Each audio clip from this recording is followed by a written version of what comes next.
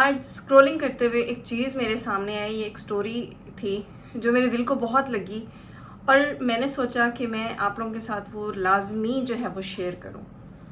Story کچھ اس طرح سے تھی کہ ایک عام سا انسان جو ہے وہ ایک جاب کرتا تھا. تو جیسے کہ آپ کو پتہ ہے کہ کچھ دفتر اور کمپنی والے جو ہے وہ سالانہ جو ہے وہ قراندازی کرتے ہیں حج کے لیے یا عمرے کے لیے، کہ وہ لوگوں کو منتخب کرتے ہیں اور جو ہے وہ عمرے یا حج کے لیے بھیجتے ہیں. جو اتنا افورڈ نہیں کر سکتے کہ اخراجات بہت زیادہ ہوتے ہیں حج کے عمرے کے، تو جو ہے کمپنی ان کو پیسے دے دیتی ہے. تو سٹوری کچھ اس طرح سے ہے کہ ایک آدمی وہاں پہ کام کرتا تھا اور وہ جو ہے وہ نشہ بھی کرتا تھا، شراب بھی پیتا تھا. جو اس کے آفس والے تھے، قراندازی میں تیسری دفعہ اس بندے کا نام نکلا. تو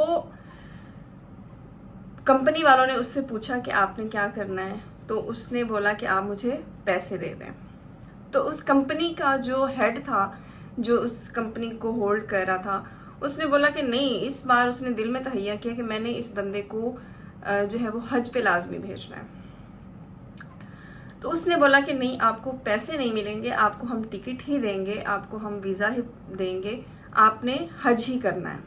تو اس آدمی نے بولا کہ میں غریب انسان ہوں، میں اتنا افورڈ نہیں کرتا، میں نہیں جا سکتا.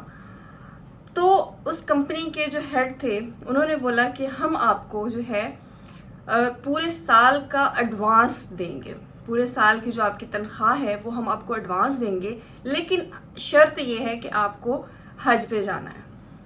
تو وہ بندہ ایگری ہو گیا، اس نے کہا کہ ٹھیک ہے، میں ریڈی ہوں جانے کے لیے.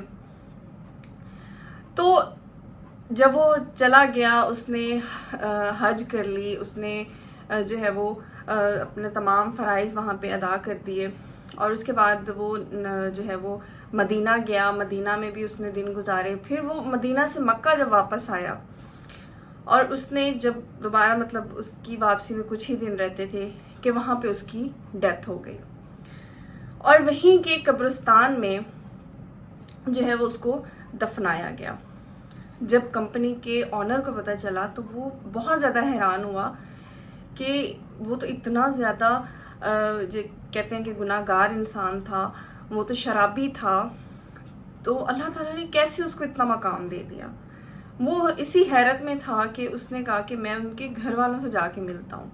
جب ان کے گھر گیا، اس کی بیوی سے ملاقات، کہ اس نے جو ان کی کمپنی کے جو ہیڈ تھے انہوں نے پوچھا کہ کیا اس نے ایسا کام کیا تھا اپنی لائف میں کہ اللہ تعالیٰ اس سے اتنا خوش ہوئے کہ اللہ تعالیٰ نے وہیں پہ اپنا جو ہے اس کو اتنا بڑا مقام دے دیا کہ وہیں پہ جو ہے وہ رہ گئے وہیں پہ.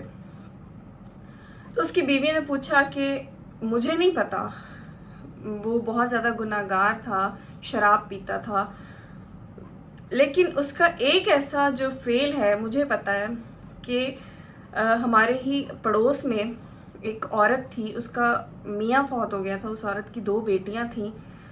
تو اس کے میاں کے فوت ہونے کے بعد اس عورت نے گھروں میں جا کر کام کرنا شروع کیا، لیکن لوگوں کی جو ہوس بھری نظریں تھیں اور قہارت بھری نظریں تھیں، ان سے تنگ آ کر اس عورت نے جو ہے وہ کام چھوڑ دیا اور وہ گھر میں رہنے لگی.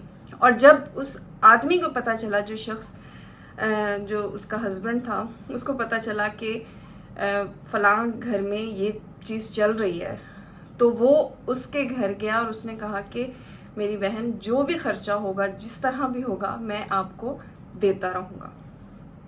تو وہ جو ہے پچھلی 2 دفعہ جب اس کی بیوی نے بتایا کہ وہ حج پر نہیں گیا تھا، تو اس نے وہ پیسے لیے، کچھ پیسے مجھے دیے اور کچھ پیسے اس عورت کو دے کر اس نے ان کی دونوں بیٹیوں کی شادی کروائی. اس پہ وہ بڑا حیران ہوا اور پھر وہ اس عورت سے بھی ملنے گیا جس عورت کی وہ مدد کیا کرتا تھا. تو اس عورت نے کو جب پتہ چلا کہ یہ اس کا باس ہے اور یہ آیا ہے، تو اس عورت نے کہا کہ وہ لوگوں کی نظروں میں تو شرابی تھا، بہت زیادہ گناہ گار تھا، لیکن اس نے جو میری ذات پر احسان کیا ہے، میں اس کو بہت زیادہ دعائیں دیتی تھی اور میں یہ کہتی تھی کہ یا اللہ، میرے بھائی کو، میرے یہ جو بھائی میری اتنی مدد کر رہا ہے، اس کو جب بھی موت دینا، ایمان کی موت دینا.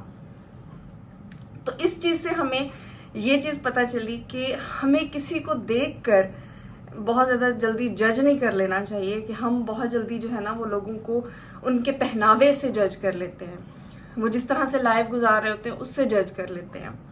تو ہمیں اس چیز سے تھوڑا سا جو ہے وہ اوائڈ کرنا چاہیے، کیونکہ اللہ تعالیٰ کے نزدیک کون ہے ہمیں بھی نہیں پتہ. تو اس لیے لوگوں کو جج نہ کیا کریں، کیونکہ ہمیں نہیں پتہ کہ اللہ تعالیٰ کے قریب وہ کتنا قریب ہے. تو امید کرتی ہوں میری آج کی یہ جو ویڈیو ہے آپ کو پسند آئی ہوگی. انشاءاللہ ملیں گے نیکسٹ ویڈیو میں، تب تک کے لیے مجھے دیجیے اجازت. اللہ حافظ.